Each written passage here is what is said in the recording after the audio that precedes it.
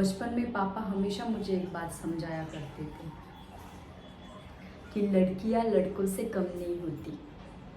पर अम्मा मुझे हमेशा बड़े भाई के पुराने सामान देती थी। तब शायद मुझे ऐसा लगा कि शायद उस वक्त पैसे कम हैं, इसीलिए अम्मा मेरे साथ ऐसा करती है। फिर बाद में पता चला कि प्यार तो सिर्फ हमसे हमारे पापा करते हैं। अम्मा सौतीली थी ना, इसीलिए। फिर जब मैं धीरे धीरे बड़ी हुई तो कुछ लोग इस बात का फ़ायदा उठाते हुए राह चलते मुझे छेड़ने लगे। कभी कभी मैं उनको मुंह तोड़ जवाब देती थी तो कभी कभी वहाँ से चुपचाप चली जाती थी, क्योंकि पापा ने मुझे एक बात बताई थी कि कुत्ते चाहे कितने भी भौंकते रहे, हाथी अपनी चाल चलता रहता है और मेरी सोनू तो शेरनी है। लेकिन एक दिन पापा गुजर गए, वो हार्ट के मरीज थे और फिर मैं अम्मा के होते हुए भी अकेली हो गई। और इसी का फ़ायदा मोहल्ले के कुछ लोगों ने उठाया और मेरे घर में घुस आए, मुझे यहाँ वहाँ छूने लगे।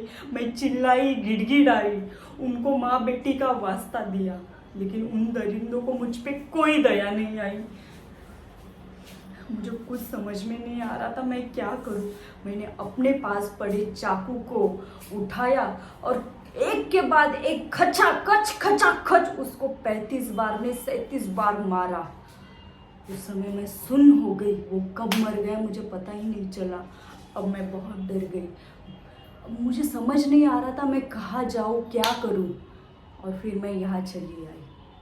पर आप ही मुझे बताइए, क्या मैं इस परिस्थिति में गलत होकर भी गलत हूँ? अगर कोई लड़का मेरे साथ, मेरी इज्जत के साथ ऐसा करेगा तो उसे जिंदा रहना चाहिए। और उसे ही क्या, दुनिया में ऐसा कोई इंसान जो किसी लड़की के आबरू के साथ, इज्जत के साथ खिलवाड़ करे, उसे जिंदा रहने का कोई हक नहीं।